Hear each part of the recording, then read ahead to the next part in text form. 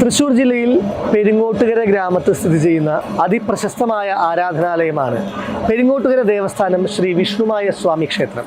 ഹരിപഥം ഇന്ന് ആരംഭിക്കുന്നു പെരിങ്ങോട്ടുകര ദേവസ്ഥാനം ശ്രീ വിഷ്ണുമായ സ്വാമി ക്ഷേത്രത്തിൽ നിന്നും.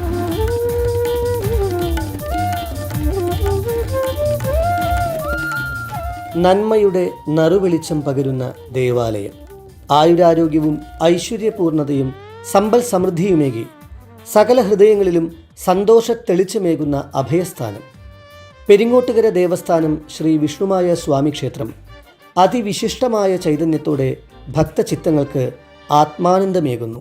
ജീവിത ദുഃഖങ്ങൾക്ക്, ആത്മവ്യഥകൾക്ക് ആശ്വാസം തേടിയണയുന്ന അനേകായിരങ്ങൾക്ക് അനുഗ്രഹമേകുന്ന അഭയസ്ഥാനമാണ് ഇവിടം.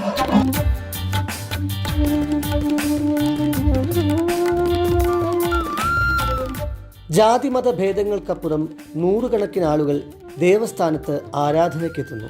സുവർണ ശോഭ നിറഞ്ഞ ഈ ക്ഷേത്രാന്തരീക്ഷം കണ്ണിലും കരളിലും അവാച്യമായ ആധ്യാത്മികാനുഭൂതി നിറയ്ക്കുന്നു. വിജയവഴികൾ തിരഞ്ഞെടുക്കുവാനും വിസ്മയകരമായ ജീവിത വികാസം നേടുവാനുമുള്ള ഊർജവും ഉണ്മയുമേകുന്ന പവിത്ര സങ്കേതമാണ് പെരിങ്ങോട്ടുകര ദേവസ്ഥാനം വിഷ്ണുമായ സ്വാമി ക്ഷേത്രം.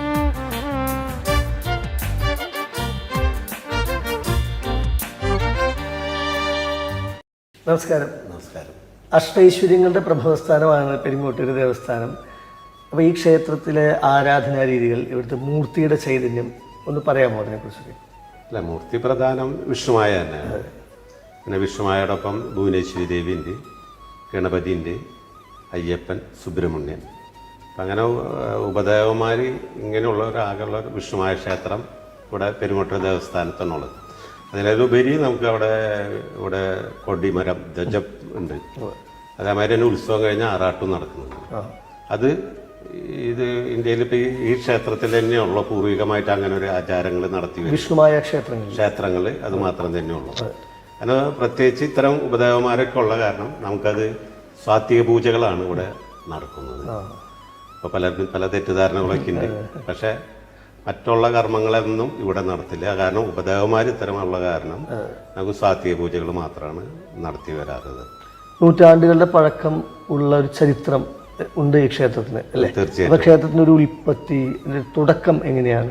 ക്ഷേത്രത്തിന്റെ ഉൽപ്പത്തി എന്ന് പറഞ്ഞു കഴിഞ്ഞാൽ ഞങ്ങളുടെ വേലു എന്ന് പറഞ്ഞ ഒരു കാരണവരാണ് കുടുംബത്തിലെ വിഷ്ണുമായനെ കൊണ്ടുവന്നുള്ളത്. ഞങ്ങൾ വേലു മുത്തപ്പൻ എന്നാണ് അത് വിളിക്കുന്നത്. അത് ഈ നാട്ടിൽ ഒരുപാട് കഷ്ടപ്പാട്, ദുരിതങ്ങൾ, പട്ടിണി മരണങ്ങൾ അങ്ങനെയുള്ള ഒരു കാലഘട്ടത്തിൽ, ആ കാലഘട്ടം ഏകദേശം എത്ര വർഷം മുമ്പായിരിക്കാം? അതിപ്പോൾ ഏകദേശം ഇപ്പം ഞങ്ങളുടെ മുത്തപ്പത് കൊണ്ടുവന്നിട്ട് ഏതാണ്ട് ഒരു 500-600 വർഷത്തോളമായിട്ടുണ്ട്. അത്രയും പഴക്കമുണ്ടത്. അപ്പോൾ അത് തലമുറകളായിട്ട് ഇങ്ങനെ വരുന്നത്. അപ്പോൾ അദ്ദേഹം ആ ദുരിതങ്ങളൊക്കെ മാറാൻ വേണ്ടിയിട്ട് അന്ന് ഭുവനേശ്വരി ദേവിയുടെ സങ്കല്പം കൂടി ഉണ്ടായിരുന്നു. അങ്ങനെ ഭുവനേശ്വരി ദേവീനെ പ്രാർത്ഥിച്ചിട്ട് ദേവി പ്രത്യക്ഷപ്പെട്ടിട്ട് പറയാണ്, ഇതിൻ്റെ കഷ്ടങ്ങളും ദുരിതങ്ങളും തീരാൻ വേണ്ടിയിട്ട് ഇങ്ങനെ ഒരു വിഷ്ണുമായ എന്ന് പറഞ്ഞൊരു മൂർത്തിയുണ്ട്, അത് കൊണ്ടുവച്ചിട്ട് കാര്യങ്ങൾ ചെയ്താൽ അതിന് നമ്മുടെ നാട്ടിലും ലോകത്തിനേക്കും ഒരു പരിഹാരമാവും എന്നുള്ള ധാരണയിലാണ് അദ്ദേഹം തപസ് ചെയ്ത് പ്രത്യക്ഷപ്പെടുത്തി കൊണ്ടുവന്നിട്ടുള്ളത്. അതിൻ്റെ തുടർച്ചയാണ് ഇപ്പോൾ തലമുറകളായിട്ട് എൻ്റെ അച്ഛൻ, അച്ചാച്ചൻ, മുത്തശ്ശന്മാരായിട്ട് ഇങ്ങനെ തലമുറകളായിട്ട് ഇങ്ങനെ കൊണ്ടുവരുന്നതാണ് ഇപ്പോൾ ചെയ്തുകൊണ്ടിരിക്കുന്നത്. അതെ.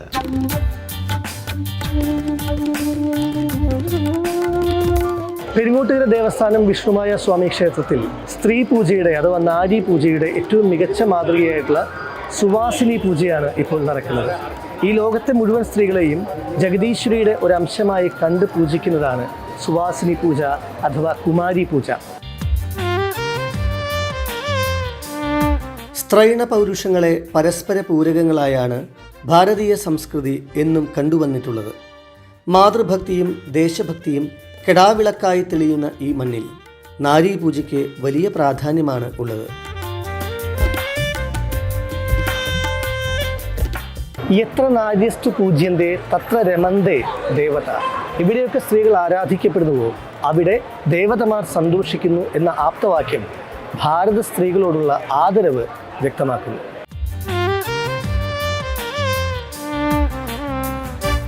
സ്ത്രീയിൽ ദൈവാംശത്തെ കണ്ടു പൂജിക്കുന്ന അത്യുദാത്തമായ മാതൃകയാണ് പെരിങ്ങോട്ടുകര ദേവസ്ഥാനം ശ്രീ വിഷ്ണുമായ സ്വാമി ക്ഷേത്രത്തിൽ വെച്ച് നടന്ന സുവാസിനി പൂജ പകർന്നേകിയ അതിധന്യമായ അനുഭവം. പെരിങ്ങോട്ടുകര ദേവസ്ഥാനത്ത് വെച്ച് നടന്ന സുവാസിനി പൂജയിൽ, കുമാരി പൂജയിൽ പ്രശസ്ത അഭിനേത്രിയും ദേശീയ വനിതാ കമ്മീഷൻ അധ്യക്ഷയുമായ ശ്രീമതി ഖുഷ്ബു പങ്കെടുത്തു.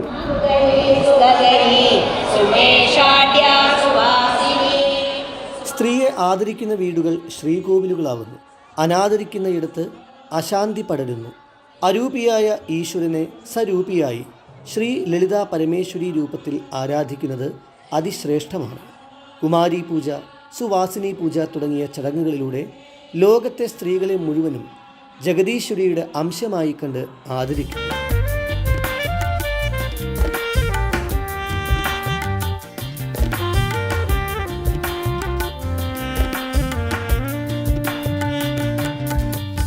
Namaskaram. Namaskaram. How you feel the divine ambience here? I think I always believe you want to visit any temple, God has to call you.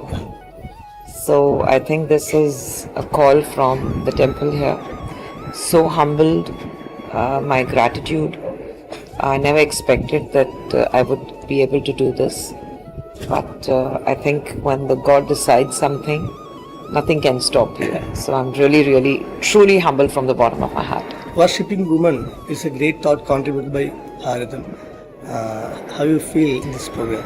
That's why I say I feel I'm very blessed, and now especially with women making a mark in every field, they are going forward, and right from Ambedkar to now the Prime Minister, we all believe that women needs to be put on a pedestal for the country to go forward. Women empowerment is extremely important. In every field, women needs to come forward. And you always say, whether it's your mother tongue, it's your motherland, it's always about a woman. So I think worshipping a woman is something, respecting a woman, and I'm very, very humbled to. എവിടെയാണോ സ്ത്രീകൾ ആരാധിക്കപ്പെടുന്നത് അവിടെയാണ് ദേവതമാർ സന്തോഷിക്കുന്നത്. Yes. അപ്പോൾ ഇവിടെയും ആ പൂജ, പ്രത്യേകിച്ച് ഉണ്ണിസ്വാമി ഉൾപ്പെടെയുള്ളവരുടെയൊക്കെ ഭാഗത്തുനിന്നുണ്ടായിരുന്ന ആ ഒരു പൂജ ആരാധന എത്രത്തോളം സന്തോഷത്തോടുകൂടി? ரொம்ப சந்தோஷமான. Why? Because I think, like I said, not everyone gets this opportunity. Only when you are blessed by the God, so you get this opportunity. And today I think I'm so blessed, because for me, coming from Mumbai and staying in Chennai, coming to Kerala and being blessed like this by the God herself, I think it's really, I'm at loss of words. Khushbu itself means fragrance, sugandham. Yeah. How you will explain about the fragrance of spirituality, divinity, worshipping God? I think it's extremely important. There is a superpower, how much ever we deny. The whole being of existence is from the superpower, what you have above us. So today people say that, okay, we have gone to Chandrayaan, we have scientific, we have gone to moon and we don't see anything.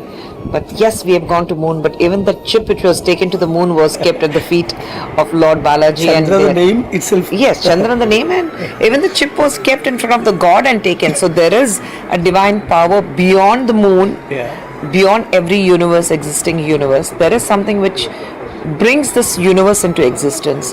So you have a superpower, and which you have to believe in it. Thank you, ma'am. Thank you so much. Thank you.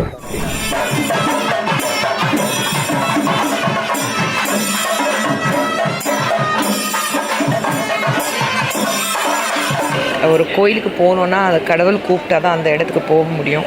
So எனக்கு கடவுளை கூப்பிட்ட மாதிரி இருக்குது. இங்கே இவ்வளோ பெரிய பூஜை பண்ணிவிட்டு